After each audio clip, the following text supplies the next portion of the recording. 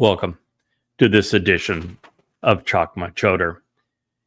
At the conclusion of our last program, we came upon one of the most remarkable statements that you're going to find anywhere in Yahowah's witness.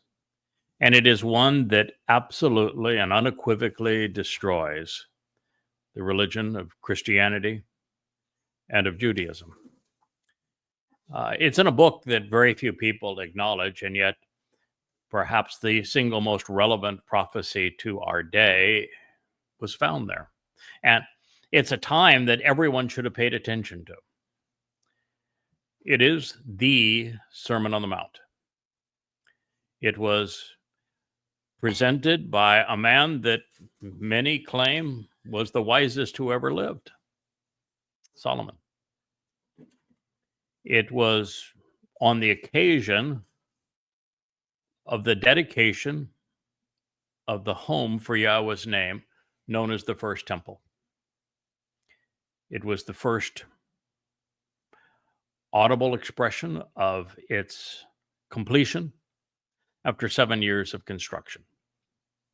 That construction came in exactly the center of Yahowah's timeline with man. It was exactly 3,000 years from the time that Adam and Chawah were escorted out of the Garden of Eden, and exactly 3,000 years to the time that Yahowah will allow us back into the Garden of Eden when he transforms the entire earth back to those conditions. Well, that's remarkable, isn't it? The cornerstone of the home for Yahowah's name, the First Temple, was laid in year 6000, 968 BCE. Exactly 3,000 years from the time we're escorted out of the garden to the time that we are invited back into the garden. 1,000 years on either side of it is year 2000 and 4000 the 40th and 80th Yobel years. And in year 2000 Abraham and Yishak performed the dress rehearsal for the fulfillment of Passover on Mount Moriah, on Passover, where Yahowah was in a discussion of father and son and of the most beloved provides the lamb. And 1,000 years after, in 33 CE, Yahowah's beloved son becomes the lamb on exactly the same place on Mount Moriah. Mount Moriah, with Abraham and Yishak, to affirm they understood the conditions pursuant to the covenant. On Mount Moriah, 1,000 years later on Mount Moriah, the cornerstone, which represents David, the beloved Son of God, is laid for the First Temple on Mount Moriah. And then on Pesach in year 4000 33 CE, the 80th Yobel year, Dod, the firstborn of Yahowah, serves as the Passover lamb, just as he had stated. And of course, let's not miss the other father and son connection. Just as Ishak was the son of Abraham, just as Yahowah, in a conversation of father and son, said that he would provide the lamb, just as Solomon was Dod's son, and that Dod was the son of God. It was the firstborn son of God who fulfilled Pesach, Matzah, and Bokorim, all on Mount Moriah, year 2000 3000 4000 Isn't that stunning? Doesn't that get your attention? And of course, commiserate with that cornerstone of the home for Yahowah's name being laid in year 3000 Yahowah himself wrote a song. Did you know Yahowah wrote a song? Yeah, he's a pretty good songwriter. At least I think so. It's, I think, the most beautiful song ever written. It is absolutely the most expressive love song ever written. Did you know that Yahweh wrote a love song? Did you even know that Yahweh was God's name? Do you know that the song is devoted to God's beloved Son? Did you know that God has a son? Do you know the son's name? Do you know the song? Now, if you've been with me these many years and you have read the books that are behind me, the Yada Yahowah series, and if you haven't, they're all free at yadayah.com. I would encourage you to go there. You know that the answer is the 89th Mizmor or Psalm, which is David's song, which Yahweh inspired to celebrate his father and son relationship with his chosen one, with our Messiah, with the former and returning King, with the Zeroah, sacrificial lamb, with the set apart one, with the ultimate shepherd and our Savior, the one who is returning Elyon, as if God, as brilliant as the sun in our presence. David. So what do you think the message is that on Mount Moriah, in 2000 1968 BCE, in 3000 968 BCE, and year 4000 33 CE, on Passover, and on both ends, we have a celebration of father and sons, of building and sustaining and enabling homes. The covenant relationship, the covenant family, that narrative was signed, sealed, and delivered with what occurred on Mount Moriah in year 2000 1968 BCE. The father and son. And then on 3000, year 3000 968 BCE, we have Yahweh as the father sing this lovely song to his son as the cornerstone for the home of the covenant family is laid on Mount Moriah, such that 1,000 years later in 33 CE, on Pesach, just as he had foretold, David serves as the Passover lamb with the firstborn, opening the door to God's home, perfecting the covenant family, and signing our adoption papers into the covenant as the Bakor on Bakorim. Do you think there's a message in that? Do you care? Israel, are you paying attention? What is it going to take to get your attention? Can God be any more direct than that? And yet, never in the 2,000-year history of rabbis has there been a single rabbi that told you any of that. Not one. Why? Are they stupid? Or they just don't give a damn? Because it doesn't fit their narrative. Because they don't want you to know Yahweh's name. They don't want you to know that Yahweh said, I have a son. And he proclaimed it 3 times. And that he said that Dod is my son. They don't want you to know that. Why? They don't want you to know that Dod is returning. That he is the Messiah that Yahweh anointed 3 times. They don't want you to know any of this. They don't want you to know that Dod told you explicitly exactly when he would return in year 4000 33 CE to fulfill Pesach, Matzah, and Bakorim, or what the benefits are of those 3 Mikre. The rabbis don't even want you to know what the 3 Mikre represent, much less for you to observe them. Why? Why have they erased Yahweh's name? Why have they misrepresented Dod's name? Why have they deprived Dod of all of these achievements, all of these accolades, and allowed another rabbi, Paul, to counterfeit him and to come up with this lame idea of a Mr. Christ, for God's sake? And you didn't even have the character, the conviction to say that's nonsense. The Messiah's Dod.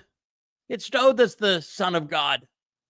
It's Dowd that said he was going to come and fulfill Pesach, Matzah, and Bakorim.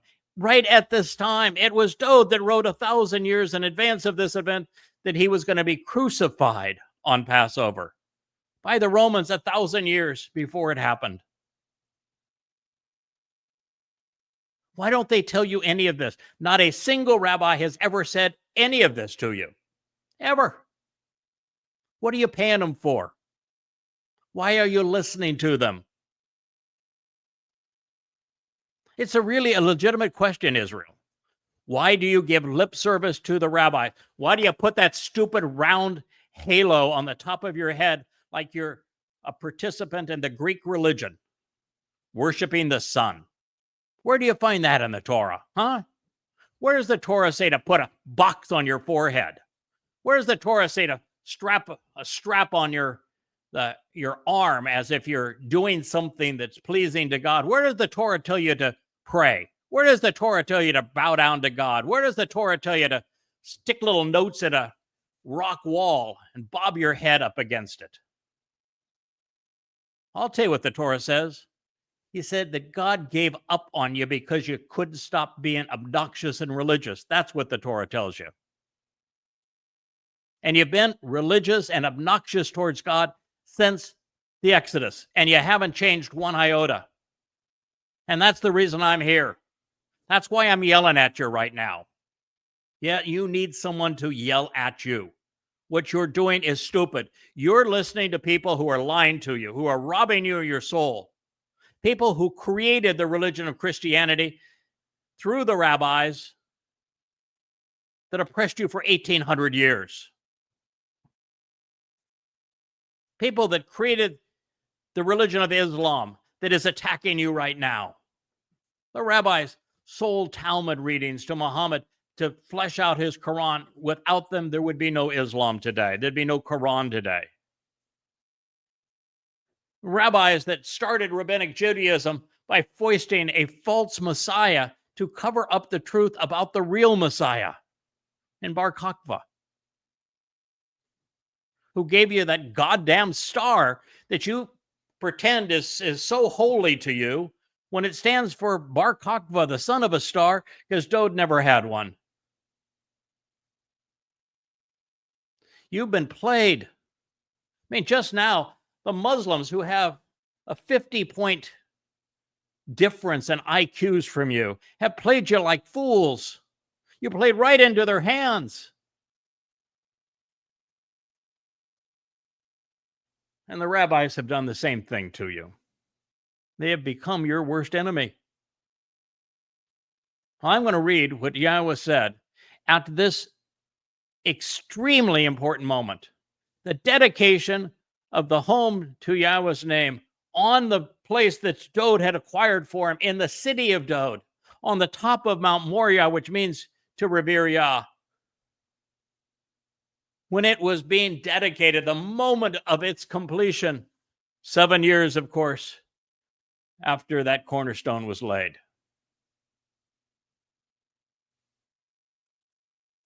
Yahowah Almighty. Yahowah Almighty. Did you hear that? It doesn't say the Lord Almighty. It doesn't say Adonai Almighty. It doesn't say G-D Almighty. It doesn't say Hashem Almighty. How do you get off erasing Yahowah's name from his own witness? You know how deplorable that is? You know how unethical that is? You know how antagonizing that is to God? For you to erase his name, you might as well spit in his face. It says, Yahowah Almighty, do not turn away forever.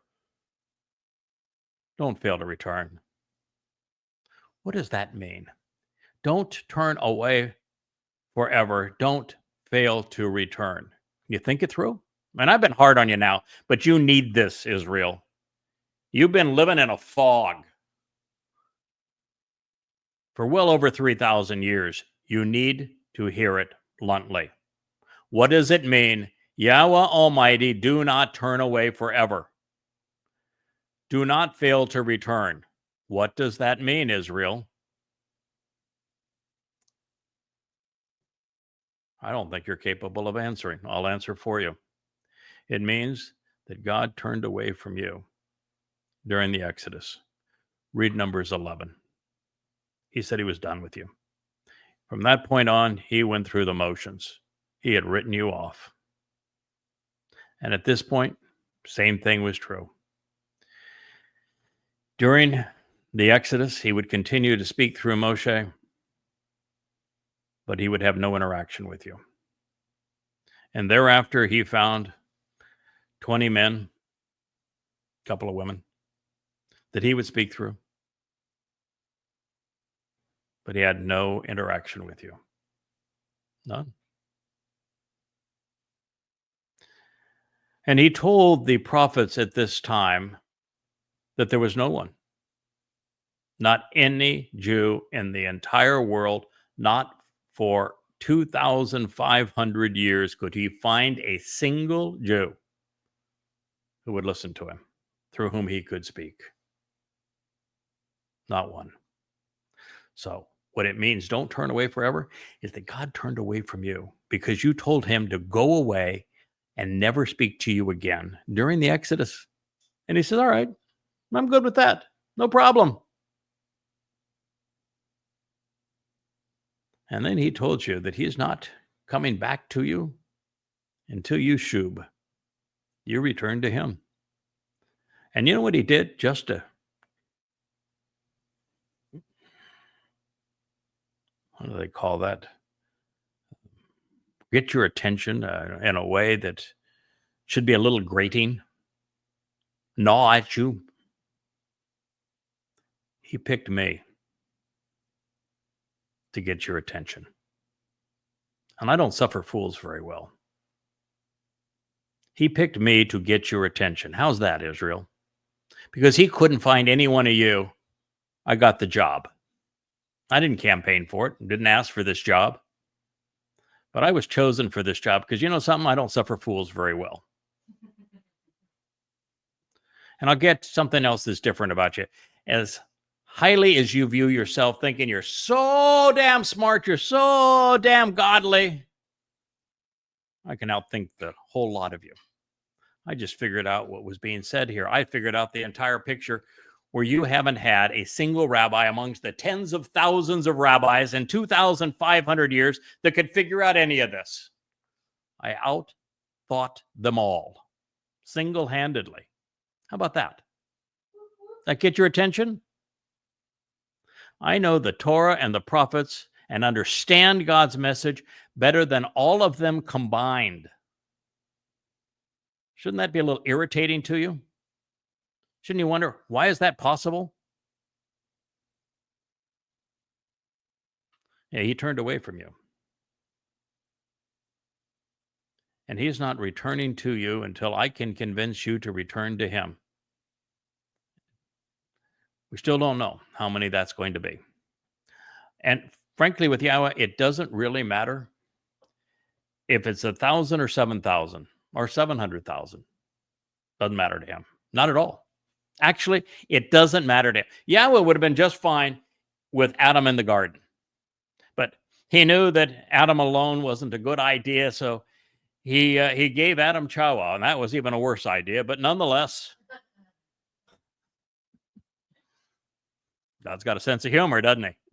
He made Chawah really cute, irresistible.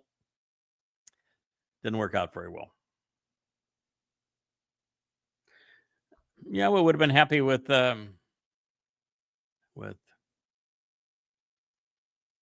Abraham, Sarah, and Yishak. And I'm going to tell you, while I like Sarah, Abraham was a jerk. I just call it what it is. He was a jerk. Wasn't very smart. Certainly didn't get understood. I don't think he understood 5% of what God was telling him. And he pimped Sarah out twice for sheep. No, so not a very nice man. Fact of the matter is, Yahweh's not looking for a lot. How many people did Yahweh say, okay, I've got created billions of people. I've got how many chosen ones? Yeah, one. How many people did Yahweh say, he's my son, he's my guy, I'm his dad? Yeah, billions of people. How many? One. I think Yahweh would have been just as happy as he could be just having a relationship with Dode. He's not looking for a lot of people. I mean, I think if you take the people that are already part of the covenant family, he'd be happy with that. What he is looking for is quality.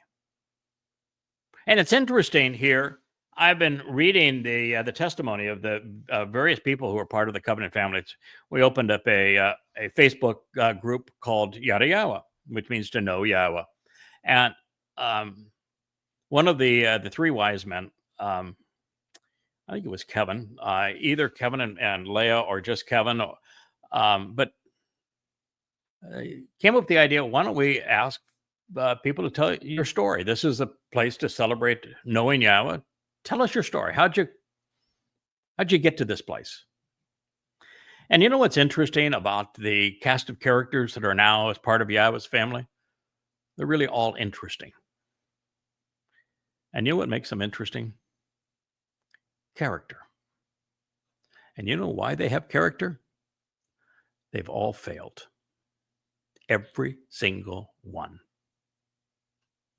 Because if you haven't failed and figured out a way to get back up on your feet and make something of your life, you aren't interesting. You don't have grit. You don't have character. Character is honed through overcoming hardships. People that fail and wallow in their failure and never get over the depression or achieve any things in their life, it's a worthless life. People who are Pollyanna, everything in life has just been, rosy and I've never been challenged. What a waste. They're not interesting. And you can't trust them because they've never been put in a difficult position. People that are interesting have character. They've all overcome challenges, all had failures, major disappointments in their lives. I'm telling you this story, Israel, because up to this point, you are a complete and utter failure. And the place that matters most, your relationship to God. You were chosen to be his people, and you haven't chosen him in return. You are complete and utter failures. And we're here to resolve that. And here's the deal. When you can shed your affinity for your religion, for your culture, for your politics, and for your military, for all of it, and do what Abraham did, and he wasn't the sharpest guy on the planet, nor the man with the best character. He walked away from all of it. Turns out Moshe, he had an absolute crash and burn. Said things that I didn't think any human being would ever say associated with Yahweh, but he did. But nonetheless, the man had some grit. He walked away from the religion, the politics, the militarism, the economic caste system of Mitzrayim, of Egypt. And when challenged, like when the horde of bandits came down on the young girls trying to water their sheep, one man stood up to them. He had some grit. And when he had a total crash and burn and failed miserably in Yahweh's presence, he failed because you guys were impossible. The Jews during the Exodus were horrible people. I mean, just despicable. There wasn't a good moment in the entire experience. It was just one total and complete disappointment and failure after another. And Moshe finally says, I can't do this anymore. You might as well kill me. These people are impossible. This job cannot be done. And God said, you're right. They're disgusting. They're appalling. I agree with you. Nonetheless, he picked himself up he saw the job through. Grit, character. That's what you need to do. You've said things to God you should never have said. You erased his name. You've turned your back on your Messiah and your King and your Savior. You won't acknowledge anything that he has done. You've really done some despicable things. You've been religious. You plastered over the Torah with your Talmud. You have done one bad thing after another. Many of you actually define yourself by your religion as opposed to your ethnicity. You've been despicable. Now, having failed miserably as a people for now 3,450 years, do you think you can overcome it? You think that you can be part of those who come to love and respect Yahweh, embrace his name, his son's contribution to your life, understand the conditions of the covenant and accept them, attend the Moed Mikre, all of them as they were intended? Do you think you can shub? Come back to him? Overcome all the failures of your people? And then go one step further after you have done that and you've enjoyed the company of Yahweh and you've come to learn about him, read these books, listen to these programs, make a difference in other Yehudim lives, join us, become part of a chorus of Yehudim for Yisrael. Listen, I'm here to tell you that, again, if there are 700, 7,000, or 70,000 that are part of the Shabuah harvest, all that really matters to God is the character of the people, the attitude of the people, the aptitude of the people that are part of it. He doesn't want to spend his eternity with jerks. He doesn't want to be around the religious, the political, the militant for eternity.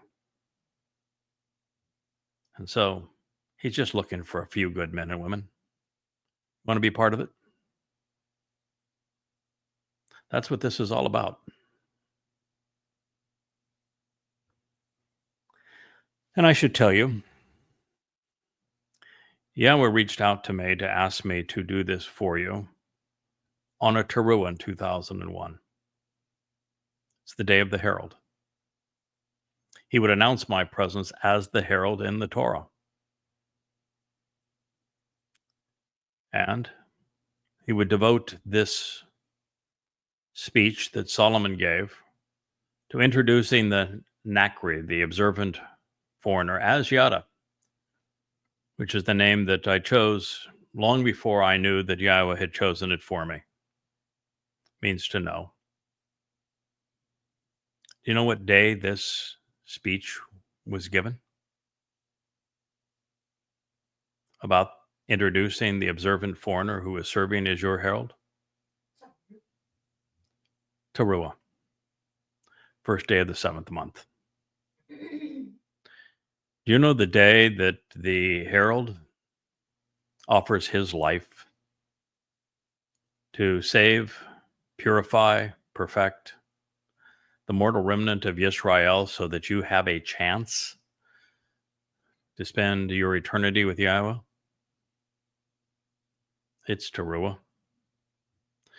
Do you know that Towrah is the day that Yahweh chose and that you have renamed it Rosh Hashanah in Babylonian fashion? Boo. Do you know what happens 10 days after Towrah? Oh, you would say it's Yom Kippur, the day of atonement and affliction. Nope. Not the day for twirling chickens over your head there, big boy. It's Yom Kippurim, plural. It's a reconciliation of Yisrael to Yehudah and then to Yahweh and to Dod. It is the day Yahweh returns with his beloved son Dod, whom you are going to cry over because you pierced him, crucified him. It wasn't you that did it, but because you didn't recognize that he was being crucified as the Passover lamb for you, as he had promised, you pierced his heart. And you pierced God's too. So let's get right to it. This says, Yahweh Almighty, do not turn away forever or fail to return. Fail to return. That means that Yahweh's been here. Oh, I know that. You can't have a God that's been here in rabbinic Judaism. You can't have a son of God either. Rabbi Maimonides told you so. Maimonides is also the guy that gave you this idiotic calendar based upon the sanctification of the moon and the number 19, with absolutely no correlation whatsoever to the Torah. And he's off by almost 250 years. God says he has a son 3 times. So you want to believe Maimonides, you want to believe Yahweh. Yahweh says, I've been here before and I'm coming back. You want to believe Maimonides, you want to believe Yahweh. He says God is incorporeal. Not what God says. Now, this notion in Christianity that God's a man, I mean, that's stupid. All of God won't fit into our universe, much less into a man. God's certainly not a man. That myth of Jesus is just absolutely mind-boggling stupid. Made up by Paul, a rabbi in 52 CE. But the fact is that God created the energy that has comprised our universe, and energy is converted into matter according to E = mc squared. And God can use any form of matter that he wishes, and he can project his nefesh soul or his ruach spirit into anything that he wishes, from fire to a cloud to he can create a physical body if he wishes to and put his nefesh soul or his ruach spirit into it. We're still 99.999999999% of Yahweh is still in the 7th dimension in Shamayim, but he can project himself this way to us. Therefore, his soul is in a corporeal entity. I'm sorry that I'm smarter than Maimonides, but I don't want to bust anybody's bubble unless it is to ransack the stupidity of the man who wrote the 13 principles of Judaism, because all 13 are wrong. No, it's not so bad, huh? But he and the guy that told you he had 613 mitzvah in the Torah, and that was the equivalent of the number of seeds in a pomegranate and the number of bones in the human body. No. And no. He got everything wrong.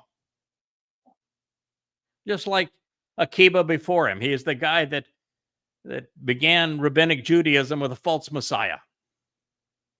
Brought Hadrian back to Jerusalem. He's the guy that brought you the curse of Palestine.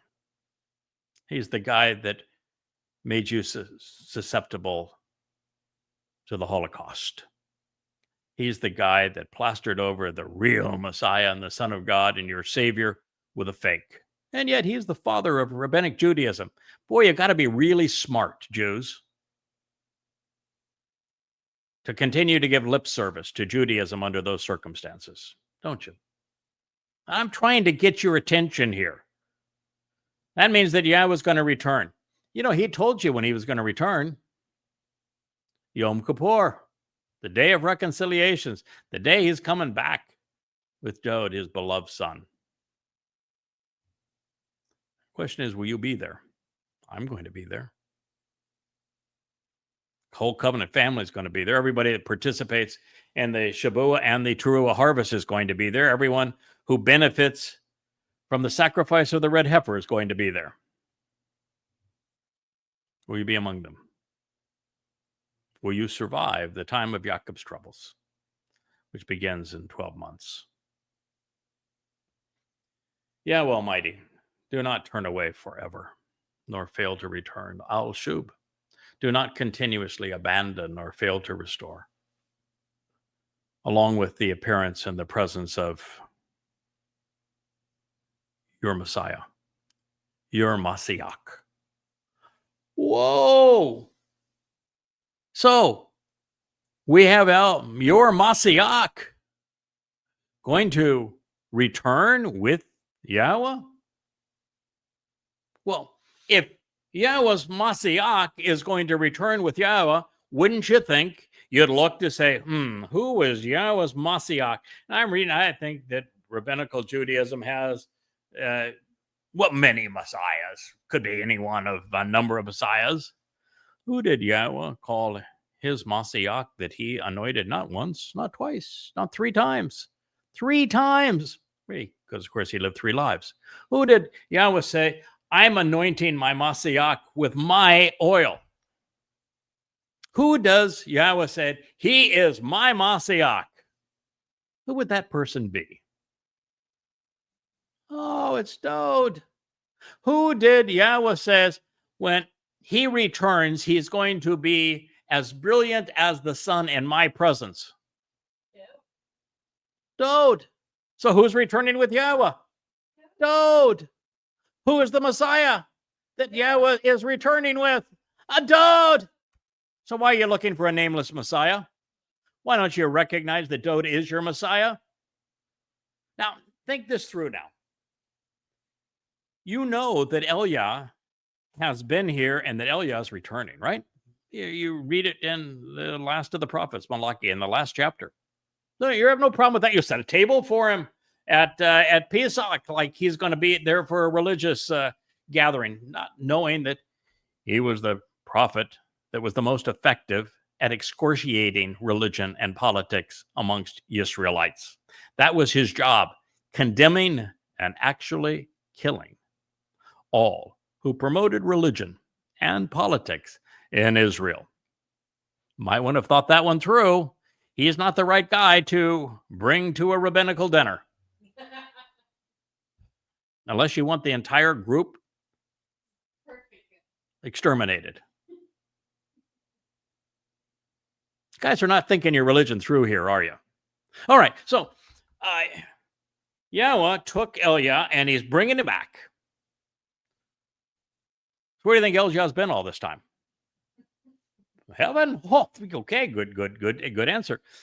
So when Yahweh says that I'm coming back with your Messiah, where do you think Dode's been all this time? There you go, heaven. Now, if Yahweh is able to bring Eliah back like that, and he's bringing, obviously, your Messiah, Dode, back like that, is God capable of bringing somebody back like that? Think it through. Yes. Now, if God's capable of bringing these 2 people back a second time, what would you think would preclude God from bringing one of them back, or even both of them back 3 times? Oh, 2 max number for you. You're cut off at 2. Can't do 3? No. Going to put a limit on absolute limit on God. 2 lives maximum per person. Are you out of your minds? Dode said he was going to be here in 33C. He gave you the exact date, right in the middle of Chakmah, 700 years in advance. Who do you think it was that is the man that was speaking to Daniel named Gabriel? You know who a Gabor El is? It's compassionate, courageous, and capable man of God. Who is God's Gabor? Well, it turns out he's got 2 of them. Dode and the fellow talking to you. So he tells you exactly the time that he's going to come back in his second life. Yahweh tells you the day he's going to come back in his third life. And he tells you in the 22nd Mizmor, Dode does, 1,000 years in advance, that he's going to be crucified as the Passover lamb, describing how crucifixion actually robs a person of their life, gives you a description of what it does to the body. 700 years before crucifixion even existed. And you're going to say he didn't have a body? Is that what you're going with? That God couldn't create a body that he could place the nephesh soul of his beloved son Dod in? Do you know why Paul came up with the myth of Jesus Christ being a Messiah and a son of God and had him crucified on Passover? Because the Son of God, your Messiah, was crucified on Passover. That's why. And you missed it. And you still don't get it. Do you know the reason that I wrote Twistianity 5 volumes for you? It wasn't to free Christians from Christianity. There is no amount of evidence and reason, even directly from God, that is capable of convincing them that their Jesus is an absolute myth, that he's a crude counterfeit of Dod mixed in with a heavy dose of Dionysus, and that there is absolutely no historical reference to him whatsoever, and that he was a complete fake. But it's all true, easily proven in those 5 volumes. I didn't do it for them.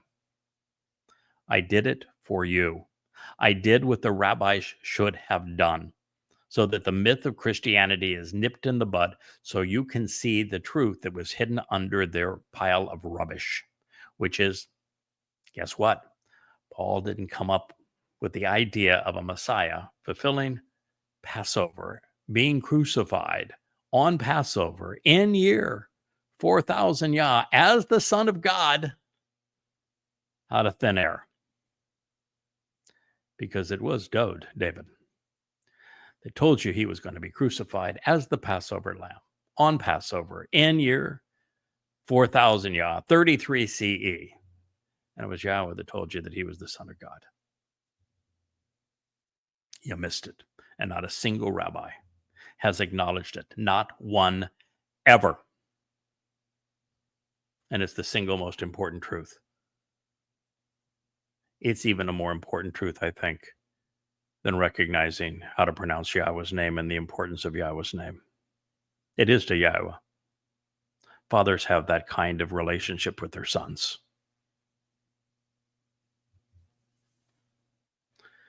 Yahweh Almighty, do not turn away forever or fail to return along with the appearance of your Messiah. I want you to choose to remember and to emphatically memorialize. It is my desire for you to elect to a mention the most memorable of men. Your steadfast devotion, your unwavering love, your genuine kindness, your enduring affection, your unfailing favoritism for Dod. For Dod. For Dod. Let me give you a little clue. What did Yahweh call you? What is when you call yourself Jews? Where's that from? What did you corrupt to get Jew? Yehud. Yahud. Yahud. Yahud. Dod. Yah. Dod. Put it together, folks. You are named after Yahweh and Dod. Yahud. What does it mean? Yahweh's beloved. Who are you to remember as the most memorable of men that God was steadfastly devoted to, loved beyond everyone else, who he was genuinely affectionate and who he favored more than all others? Who is the Messiah? Dod. He just told you it's Dod. Do you understand the importance of that? Dod is your Messiah. Dod is the one returning with Yahweh. Do you get it? You're named after Yahweh and Dod. Do you have any understanding of the importance of this? This follows on Towrah a presentation of the Nakri, where Yahweh inspired Solomon to tell you that when he appears and you hear his voice coming out of the heavens through this YAHOWah blog, live stream to you via satellite, that you need to listen and you need to respond. You need to do everything that I ask of you for the benefit of this relationship. And then he tells you that he is returning, and that is because he has left you. And he's going to return to you when you return to him, and that is the Nakri's job, is to convince the best of you to return. And then he tells you that your Messiah is Dod, that he's coming back with Dod, and that YAHOWAH is his name, and that his Dod is his beloved. And also, he says, Dod, your co-worker and associate. What do you think he did with Dod that made Dod his co-worker? Can you think that through? He doesn't call every prophet that he spoke through a co-worker. He does use the term with Moshe because Moshe was a unique prophet, and he mostly spoke about things that happened in the past and the instruction that God was giving in the present.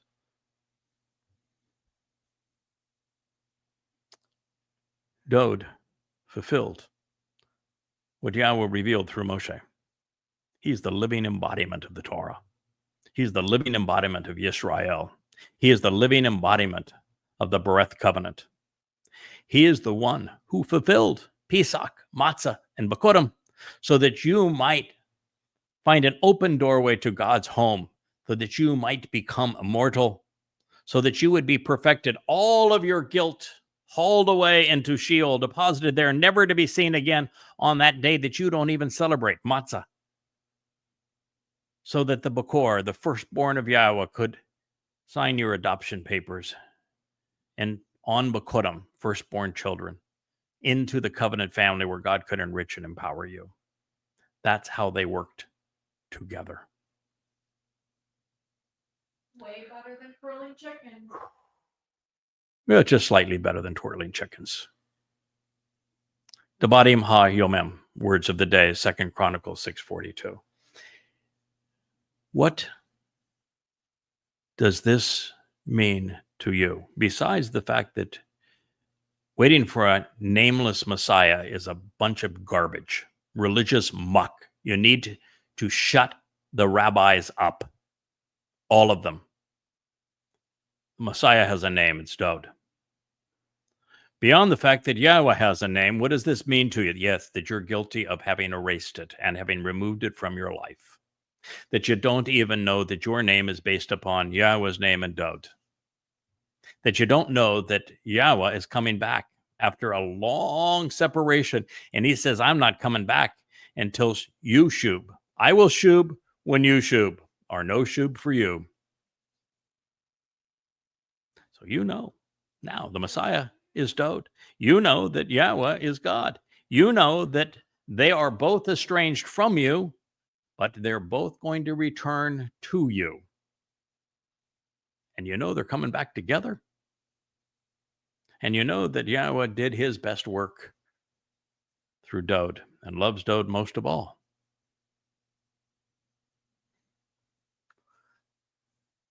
Now that's enough to transform your life forevermore. But what else did you learn here? What else did you learn here? No need for chickens? You think maybe, just maybe, that experience that YAHOWAH and Dod had, that father and son chat, perhaps most important prophecy in the king's life, it's recorded in 2 Samuel 7, delivered by a man whose name was Gift, the greatest gift ever given to a son from a father, was when YAHOWAH explained that Dod was coming back and that YAHOWAH had made an eternal throne for him. And when they spoke about who builds houses and who lives in houses and how much he loves his beloved son, Dod, that prophecy that Nathan, the gift, delivered from Yahowah to Dode. Do you think that just maybe Dad talked to his son about it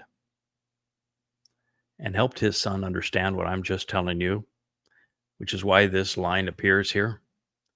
Because Dode knew exactly what was going to happen. And he told Solomon. Solomon told you, and I've explained it all to you.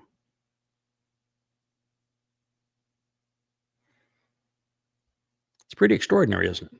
I think it's life-changing. I think it's one of the most important lessons you could possibly learn. And here we are. I haven't advanced one line beyond where we were at the end of the program last time. And I'm going to end this program right here because I've given you lots to think about.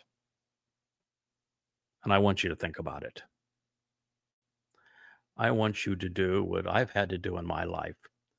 What looks like every single person who's provided their testimony on the Yada Yahowah group on Facebook has done. I want you to overcome failures.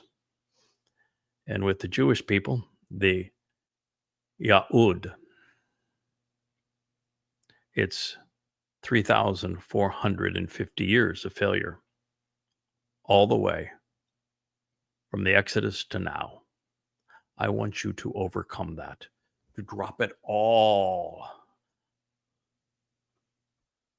Come clean. Walk away. Disassociate yourself from the rabbis, from Judaism, from patriotism, from your political party, from customs. Embrace Yahowah by name. Embrace his son, your Messiah, your King, your Savior. Accept the 5 conditions of the covenant, which begin by walking away from Babel, from the integration of truth and lies, which is the very definition of Judaism, from this integration of religion and politics, once again, Judaism.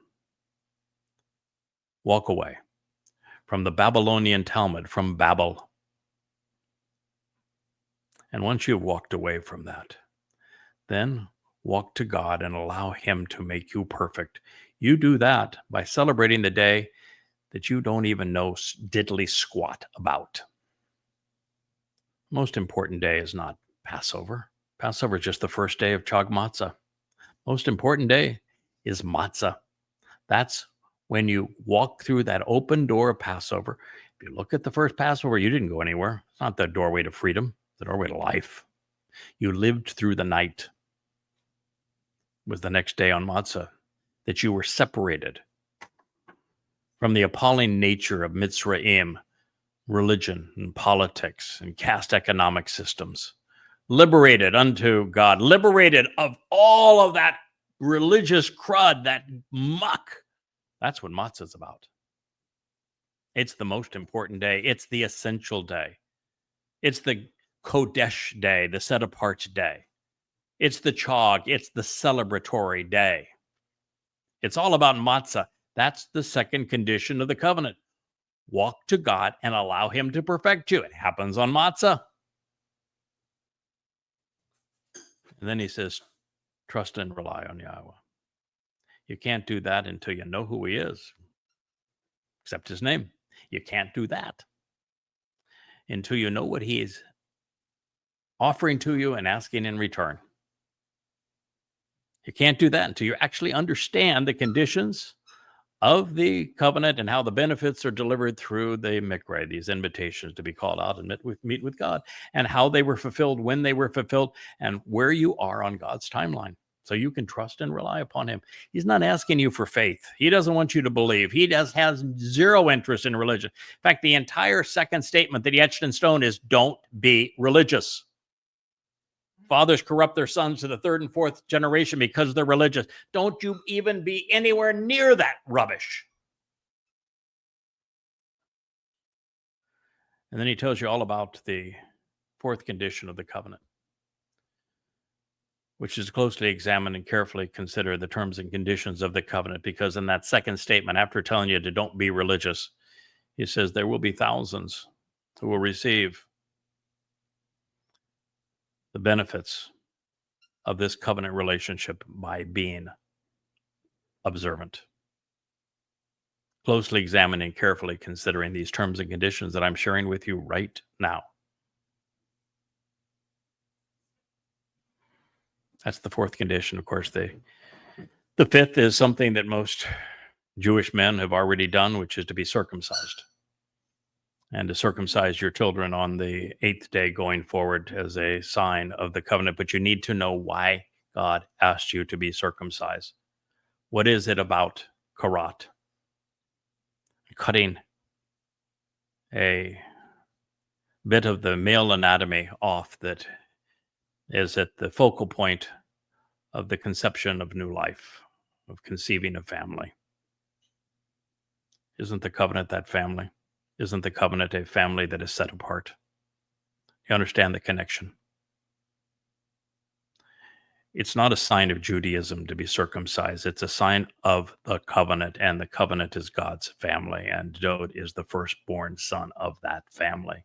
And he is offering through Bakurim the third day that he fulfilled in year 4000 Yan 33 CE, so that you could be part of that family.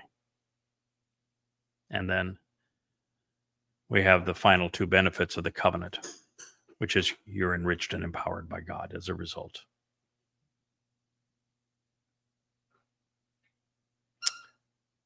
This is what you need to know. This is what you need to accept. And you are amongst a group of people that have been obstinate and stiff-necked and hard-headed for a very, very long time, with all of you spitting in God's face. And it needs to stop. And you need to change. And the time to shub is now. I thank you for listening to this edition of the YAHOWAH blog. I am the Nakri, Craig Winn.